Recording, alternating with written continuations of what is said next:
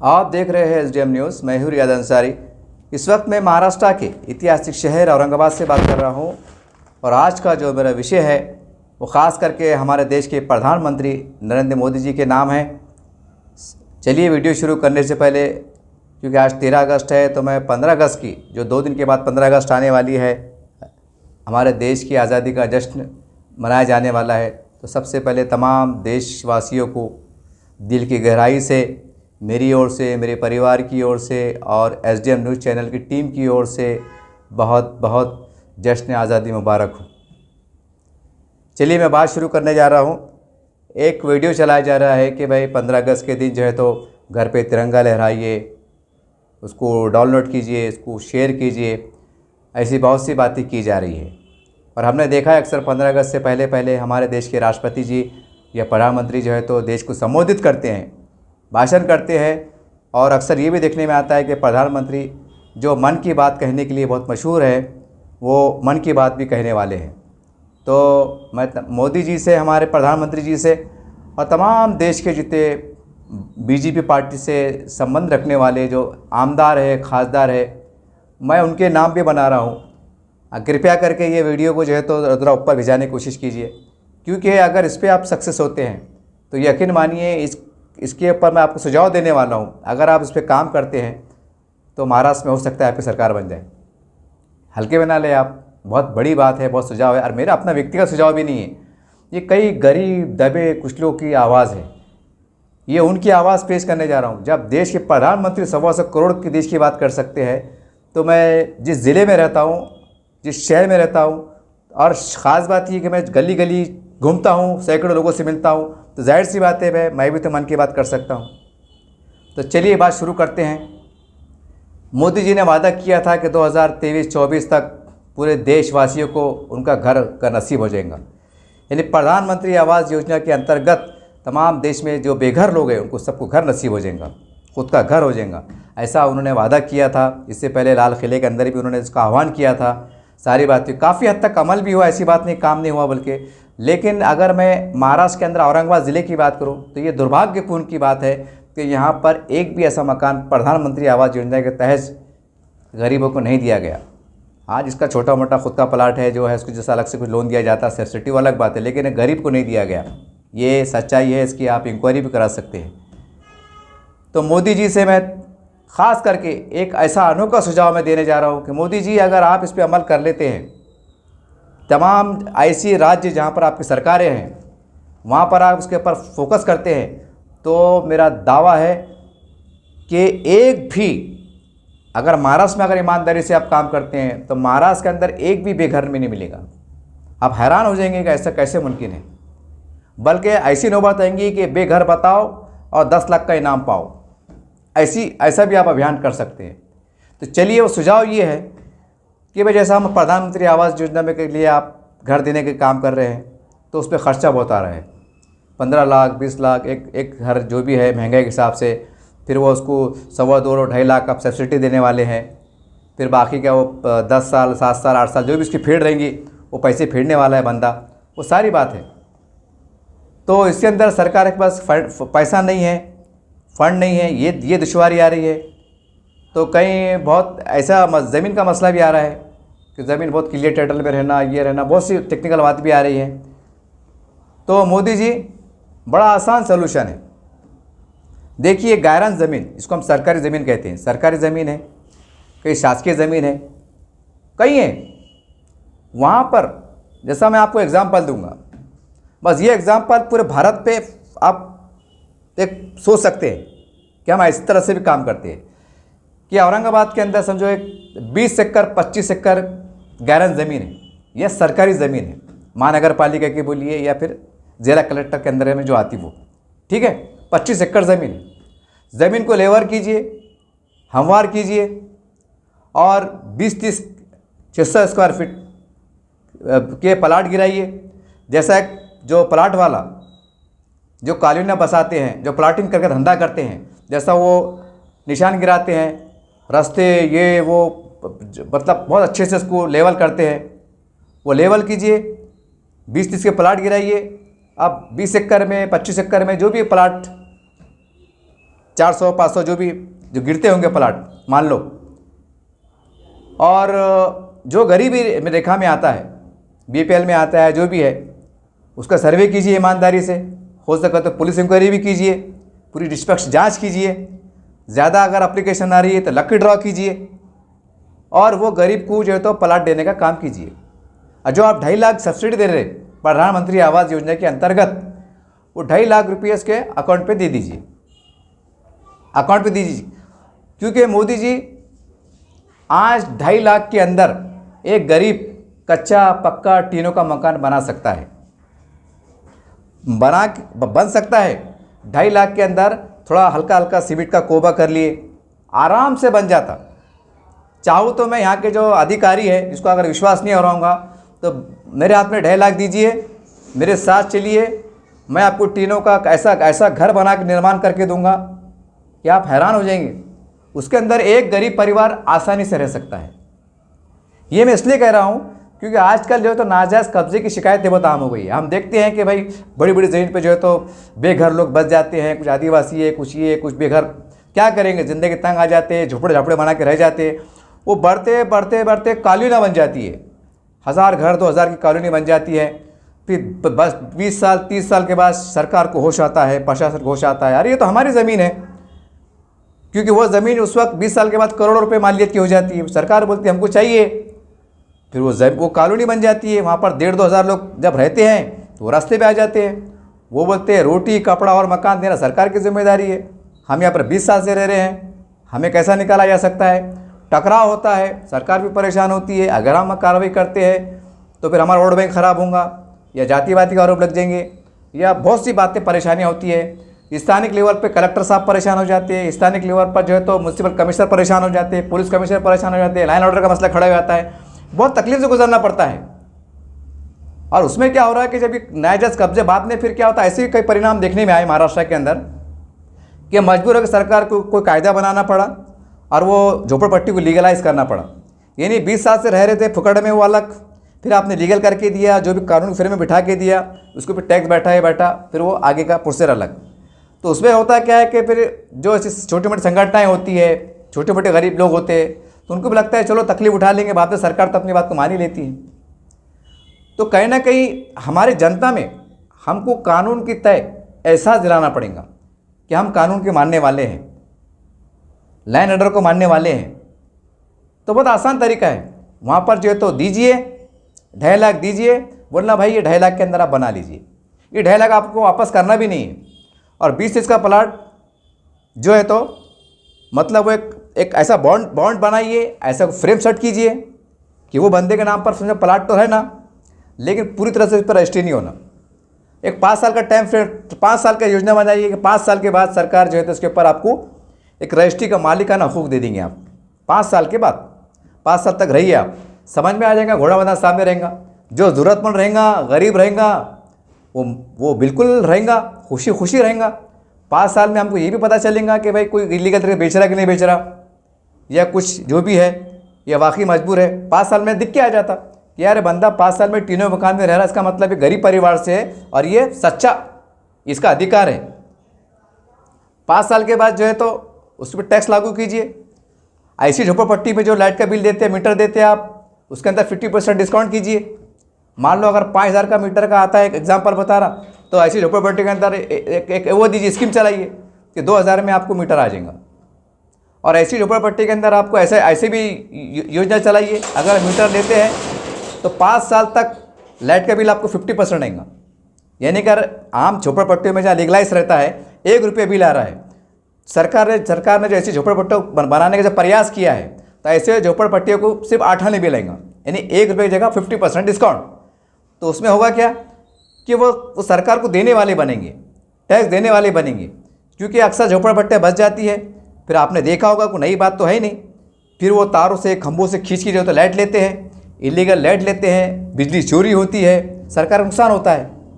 यानी आप कितने भी प्रयास करो, चोरी छुपे ढाके का तारा खींच खाच के अपना काम करते हैं। उसमें कुछ राजनीति की मदद हो जाती है कि राजनीति बोलते चलो भाई बड़ा वोट बैंक है, एक बस्ती के अंदर 12,000 लोग रह रहे हैं, तो उनकी दिमाग में चलता है हमारा वोट बैंक है, वो चक्कर में सरकार का नुकसान।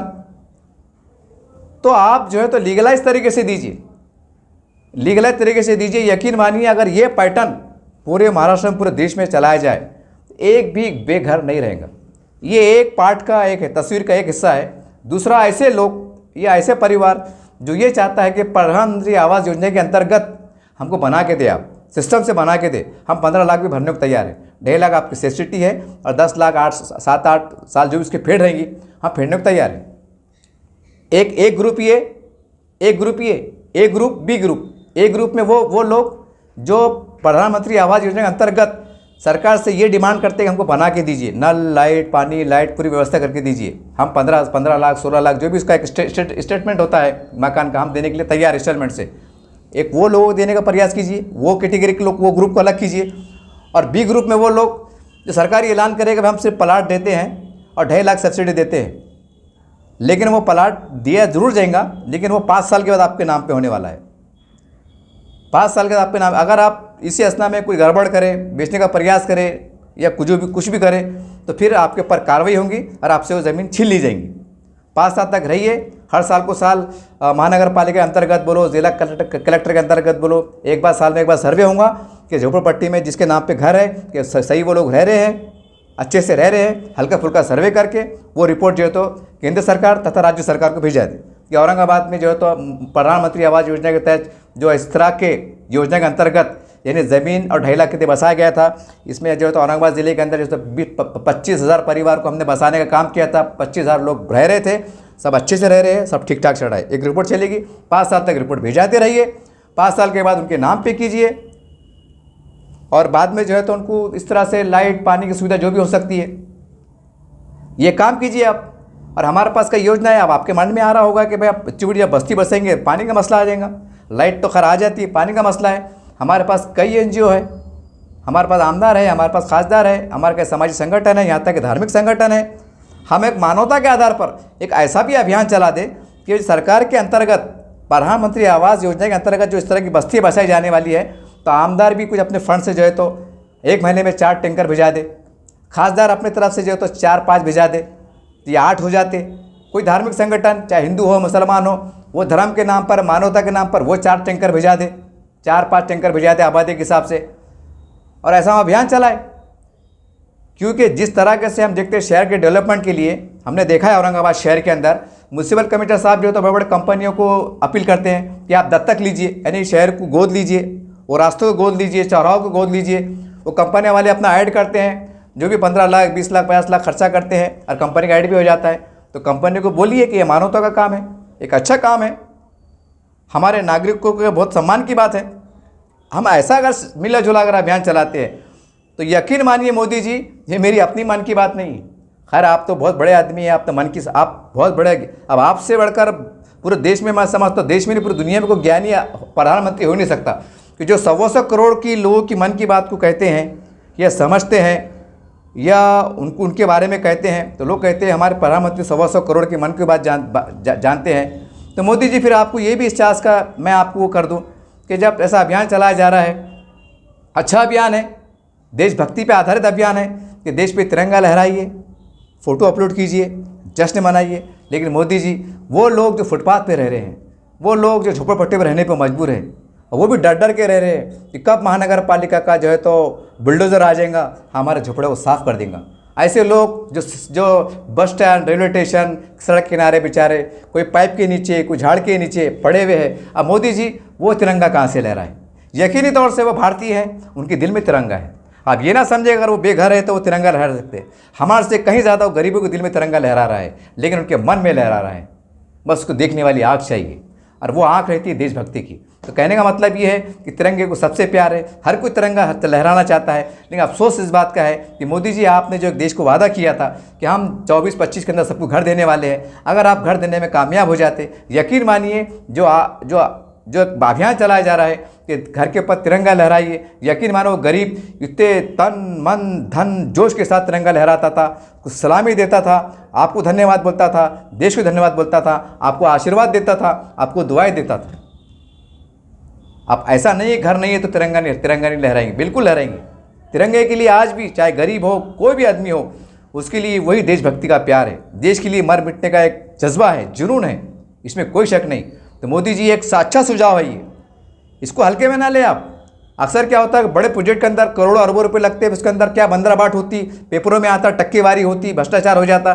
बड़ा आसान सोल्यूशन है, बड़ा आसान सोल्यूशन है। ऐसा सर्कुलर निकालिए, ए ग्रुप और बी ग्रुप। बी ग्रुप में वो लोग, ऐसे गरीब लोग जो जान पे उधार होकर जिंदगी गुजार रहे हैं, जो झोपड़पट्टियों पे, नालों के किनारे, बस स्टैंड के किनारे, रास्तों के किनारे पे मजबूर हैं, ऐसे लोग जब सड़क के किनारे हैं, ज़रा सोचिए, इतना बड़ा देश हमारा चांद पे चला गया।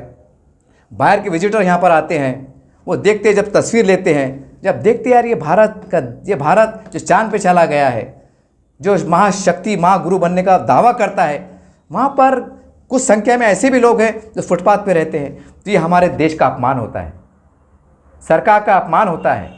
ये ठीक बात नहीं है। तो क्यों ना उसे थोड़े सम्मान के साथ, डिसिप्लिन के साथ हम अच्छे अंदाज से एक उनको ज़मीन अलॉटमेंट करें, 2.5 लाख की उनको राशि दे, वो बेचारे टीनों का फर्स्ट क्लास बना के रह सकते हैं। यकीन मानिए उस गरीब के लिए वो टीन का जो घर है वो एक महल से कम नहीं है, महल से कम नहीं है। बल्कि मैं तो कहूँगा कि ज़रा एक आजमाने के वास्ते तमाम ज़िला कलेक्टर को एक ऐसा ऑफ़र दीजिए, एक ऐसा उनको सर्कुलर निकालने के बोलिए कि ऐसे लोग, सरकार सिर्फ ज़मीन देने वाली है लेकिन 5 साल तक आपके नाम पे करने वाली नहीं है। आपको जो है तो 2.5 लाख दिए जाने वाले हैं, आपकी पूरी जांच पड़ताल होंगी, आपने जो भी इसके जो क्राइटेरिया रहता है आपका जांचने का तरीका, पूरी जांच पड़ताल के बाद आपको दिया जाएगा। अगर 1,000 का समझो कोई ज़मीन है, वहाँ 1,000 घर बनने वाले हैं और 5,000 अगर एप्लीकेशन आती है तो लक्की ड्रॉ कर दीजिए। सबसे आसान तरीका है। यकीन मानिए मोदी जी, जो काम मान लीजिए अगर 100 करोड़ में होने वाला है, अगर इस योजना पे काम करते तो 25 करोड़ में आपका काम हो जाएगा। और उसे लिख के भी लीजिए, क्योंकि सरकार की ज़मीन है, आप फुकड़ में दे रहे हैं। और ये भी लिख के लीजिए बॉन्ड के अंदर, ऐसा कोई फॉर्म फ्रेम कीजिए, क्योंकि आप जो क्लास 1 ऑफिसर है मेरी बात को समझ सकते होंगे। मैं खाली आपको इशारा दे रहा हूँ, अगर डिटेल बोलते बैठूंगा वीडियो 2 घंटे का बन जाएगा। एक ऐसा फ्रेम तश्कील लीजिए कि कल को भविष्य के अंदर अगर इसके ऊपर सरकार को प्रोजेक्ट निकालना चाहे, क्योंकि देश अपना शहर बढ़ रहे हैं ना, सरकार को चाहिए, अगर फ़र्ज़ करो ज़मीन शहर के बीच में आ जाती है या कोई ऐसे इस पर आ जाती है कि सरकार को लगता है कि ज़मीन हमको ज़रूरत है, या उस पर हम बड़े फ्लैट बना सकते हैं, ये शहर डेवलप हो सकता है, जैसा बम्बई में चल रहा है झोपड़पट्टी के अंदर, ऐसा लिख के भी लीजिए ताकि कल को कोर्ट में ना जाए, कोई धरने ना निकाले, मोर्चे ना निकाले, कि ज़रूरत पड़ने पर ये ज़मीन हम हमारे अंडर में लेंगे, आपको बेघर नहीं करेंगे, इसी में आपको घर दिया जाएगा। या उस समय के हिसाब से अगर आप चाहते हैं कि हमको कोई और घर भी हम हंसी खुशी से राज़ी है तो कोई दिक्कत नहीं। ऐसी अगर हम अभियान चलाते हैं, यकीन मानो मोदी जी, पूरे 2 साल के अंदर, 2 साल के नहीं 25-26 के अंदर पूरे भारत में एक भी बेघर नहीं रहेगा। ये पैटर्न पे काम कीजिए आप। बहुत अच्छा सुझाव है। अरे मेरा सुझाव नहीं है, कई गरीबों ने कहा है कि सरकार ने अगर हमको ऐसा भी करके दे दी तो हम समझेंगे भगवान पाए अल्लाह पाए। ऐसा लोग कह रहे हैं। ये जनता की मन की बात है, मेरी मन की बात नहीं है। और ख़ास बात यह है कि आपकी मन की बात को आपके नेता पहुंचा देते होंगे, या आपको जो एजेंसियाँ रहती है या कलेक्टर से जो रिपोर्टें आती है, शायद उसके आधार पर आप मन की बात कह देते होंगे। लेकिन हम एक समाज सेवक हैं, हम एक समाज सेवक हैं, पत्रकार भी हैं, सोशल मीडिया चलाते हैं, हज़ारों सैकड़ों लोगों से मुलाकात करते हैं, खासकर गरीब लोगों से मुलाकात करते हैं। तो उनके मन में क्या चल रहा है, जो मुंह से बोलते हैं तो हमने कानों सुना है, वो आपको बोल रहे हैं। तो मैं कह सकता हूँ विश्वास के साथ कि जो मैंने कहने जा रहा हूँ या मैंने कहा हूँ, सच में जनता की मन की बात है। तो हमारे महाराष्ट्र के जितने बीजेपी के आमदार है, खासदार है, चुनाव सर के ऊपर है। आप लाडली बहन, लाडली बहू, लाडली सास, लाडली जवई, पता नहीं कैसे कैसी स्कीम चला रहे हैं आप। तो ये स्कीम चलाइए आप, इसके अंदर आपको कोई ज़्यादा नुकसान नहीं है, कोई आपका ज़्यादा फंडिंग नहीं है इसके अंदर, कि आप जो योजना चला रहे हैं उसके अंदर करोड़ों रुपया शायद आपको लग सकता है भविष्य में, जो भी जैसा भी है। लेकिन ये योजना चला दीजिए, ज़मीन फुकड़ में पड़ी हुई, सरकारी ज़मीन पड़ी हुई है, उसको अलाटमेंट कीजिए, उसको बिल्डर से साफ़ कीजिए, 20-30 के प्लाटा गिराइए, 2.5 लाख की राशि दीजिए, और जैसा आप पाबंद कर सकते हैं कानून के दायरे में पाबंद करके दीजिए। ये भी लिखिए कि सरकारी ज़मीन है, कल को भविष्य में अगर सरकार चाहे इसके ऊपर कोई अपार्टमेंट बनाना चाहे, सरकारी कार्यालय बनाना चाहे, तो आप इसके विरोध में कोर्ट में नहीं आ सकेंगे, बल्कि इसके बदले में आपको सरकार खाली करने से पहले आपको घर दे देंगी या इससे अच्छी ज़मीन दे देंगी। ऐसा लिखा पढ़ी कर लीजिए। अरे वैसे भी लोग जब नाजायज़ कब्जा करते हैं, इंक्वायरी कीजिए ना, पुलिस विभाग के ज़रिए से, CID के जरिए जाँच कीजिए। पूरे महाराष्ट्र में कई जगहों पर ऐसे लोग बैठे हुए हैं, कोई 20 साल से, 25 साल से, 30 साल से बैठे हुए और डेरिंग से बैठे हुए। और नेता लोग भी डरते हैं कि प्रशासन के अधिकारी डरते हैं कि लाइन ऑर्डर ख़राब हो जाएगा। तो कहीं ना कहीं मतलब एक जनता है, रोटी कपड़ा मकान देना सरकार की जवाबदारी है, वो चोर छुपे बैठ जा रहे हैं या इलीगल तरह से बैठ जा रहे हैं। तो कहीं ना कहीं उनके अंदर भी एक बागीपन सवार हो रहा है, उनको लगता है यार सरकार तो हमारा सुन नहीं रही है। अरे उनको लीगलाइज कर दीजिए ना। आप इलीगल बैठे हो ना, तो उनको बोलो हम आपको लीगल बिठाते हैं, एक मार्किंग करके देते हैं, आड़ा टेढ़ा कहीं भी मत बनाइए, आपको सिस्टम में फ्रेम करके देते हैं, आपको पैसा भी देते हैं, लिखा पढ़ी भी करते हैं, ताकि आप वो सम्मान से जी सके। आप कैसे कि ये झोपड़ा है लेकिन मेरा मकान है, मेरा महल है, मेरा मकान है। उसको ऐसा ना लगे कि भाई कोई अधिकारी हैगा, तुम क्यों रह रहे, किससे खरीदे, क्या खरीदे, फिर वो उसको अपना ऐसा लग रहा है यार मैं तो इलीगल बैठा हुआ है। अब सोचने वाली बात है ना, एक नागरिक जो जान पे उधार है, जिसके लिए रहने को छत नहीं है, अगर कोई जाके रह जाता है और उसके ऊपर इसको ये डर सताता है कि मेरे पे कार्रवाई होंगी, तो ये कैसी मानवता है? ये कौन सा कानून है? अगर थोड़ा आप मन बड़ा करें, थोड़ा प्रशासकीय अधिकारी अगर सही सिस्टम से कहा और ज़्यादा अच्छे से काम करने का प्रयास करे और जनता के हित में बड़े बड़े फैसले ले, तो मेरा दावा है कि गरीब एक भी नहीं मिलेगा आपको, बेघर एक भी नहीं मिलेंगे आपको, सबके चेहरे पे खुशी रहेंगी।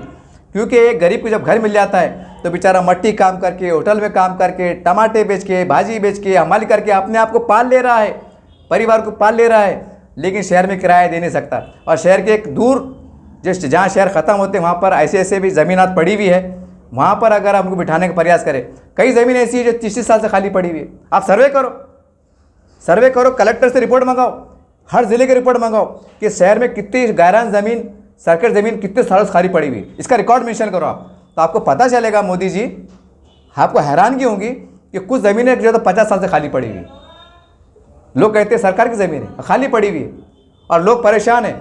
उसके ऊपर प्री प्लान हाँ वो काम कर दे तो हमारे शहर के अंदर जो कंडीशन माहौल पैदा हो रहा है, परेशानियाँ बढ़ जा रही है, तो शहर का विस्तार होगा, लोग अच्छे ढंग से जी सकेंगे, उनको लगेगा कि हम एक नागरिक की तरह जी रहे हैं और सरकार हमारा सम्मान कर रही है, सरकार हमारा सहयोग दे रही है। इसमें जो स्थानीय जो आमदार होते हैं इनकी भी बड़ी अहम भूमिका है, जो खासदार होते हैं इनकी बड़ी अहम भूमिका है। आप भी थोड़ा मन कीजिए, बड़ा कीजिए और इस प्रस्ताव को सरकार सामने पेश कीजिए। इस तरह से भी हम गरीबों को बिठाने का काम कर सकते हैं। अगर हम ऐसा बिठाने का प्रयास करेंगे तो जो नाजायज़ कब्जे हो जाते हैं, इलीगल कब्जे हो जाते हैं शासकीय ज़मीन के ऊपर, और एक बड़ी बड़ी कॉलोनी आबाद हो जाती है और बाद में सरकार को खाली करना मुश्किल हो जाता है। लोग कोर्ट में जाते हैं, फिर कोर्ट पूछता है कि उस वक्त जब ये इतनी बड़ी कॉलोनी बच चुकी थी, जिला कलेक्टर साहब क्या कर रहे थे, म्यूनसिपल कमिश्नर साहब क्या कर रहे थे, बड़े बड़े अधिकारी क्या कर रहे थे। कोर्ट फटकार लगाता है, सरकार दुविधा में आ जाती है, क्या करे क्या नहीं करे। एक तरफ वोट बैंक का खतरा, एक तरफ लाइन ऑर्डर का खतरा, एक तरफ फिर मोर्चे खतरे, बहुत सरकार की बदनामी, मसले खड़े हो जाते हैं। तो आसान तरीका है कि जहाँ पर अगर हम लीगलाइज कर सकते हैं, एक अच्छे नागरिक को हम सम्मान के साथ जीने का अधिकार देते हैं, इससे अच्छी बात क्या हो सकती है। और ज़मीन तो फुकट की है, ज़मीन को सरकार को पैसे देना नहीं पड़ रहा, सिर्फ 2.5 लाख रुपए देना पड़ा। 2.5 लाख में अगर एक परिवार को छत नसीब हो जा रहा है तो मोदी जी इससे अच्छा सौदा कहाँ हो सकता है। आप बड़े बड़े बिल्डिंग बना रहे, फ्लैट बना रहे, प्रोजेक्ट बना रहे। औरंगाबाद की मिसाल ले लो, यहाँ के कलेक्टर साहब से इंक्वायरी करके मंगाओ आप कि प्रधानमंत्री आवास योजना का प्रोजेक्ट कितने साल पहले आया था। ये कम से कम 7-8 साल हो गए, इसके ऊपर कोई ज़्यादा अमल बजा नहीं हुई। खाली पेपर में इतना आ रहा कि कमिश्नर साहब ने मीटिंग लिए, अब फाइनल हो जाएगा, टेक्निकल बातें थी, वो आखिरी मरहले में है, उसकी जाँच होंगी, सर्वे होगा, ऐसा आ जाता, फिर बात दब जाती। फिर किन्हीं का चिल्ला पुकार करा, फिर पेपर में आता, इसके ऊपर कमिश्नर साहब ने मीटिंग लिए, फिर ऐसा हुआ, फिर वैसा हुआ, चुपती भी 1-2 सर्वे हो जाते, पेपर में आ जाता कि भाई काम हो रहा। अरे 10 साल से तो मोदी जी मैं आपसे विनती कर रहा हूँ, पूरे भारत में और जहाँ पर बीजेपी राज्य है वहाँ पर ये अभियान चला दीजिए। कलेक्टर को बोलिए, वहाँ के स्थानिक जो शासकीय जो संगठन लोग होते हैं उनसे मीटिंग लीजिए कि हम और ऐसा बीच का रास्ता कैसा निकाल सकते हैं ताकि सरकार का भी नुकसान ना हो, सरकारी ज़मीन का भी नुकसान ना हो, और भविष्य के अंदर सरकार को ज़रूरत पड़े सरकार ज़मीन ले सकती है। मतलब एक अगर आपको डेवलप करने के रहे तो ऐसा कोई नियम बनाइए। और यूँ ज़मीन खाली पड़ी हुई है तो वो जो बेचारे सड़क पर रहने पर मजबूर है, जो फिर बाद में उनके जो परिवार जो होते हैं तो बागी बन जाते हैं। वो देखते हैं यहाँ लोग कारों में घूम रहे हैं, करोड़ों में घूम रहे हैं, नेता लोग हवाई जहाज में बैठ के घूम रहे हैं, और हम जो रोड पे पड़े हुए हैं, अगर हम कोई ठेला लगा लेते हैं, अगर हम रह जाते हैं, झोपड़ा बना देते हैं तो हमको उठा लिया जाता है। तो हमारा क्या कसूर है? कि हमारा ये कसूर है कि हम गरीब हैं? क्या हम पिछड़ी जाति में पैदा हुए ये हमारा कसूर है? क्या हम आदिवासी हमारा ये कसूर है?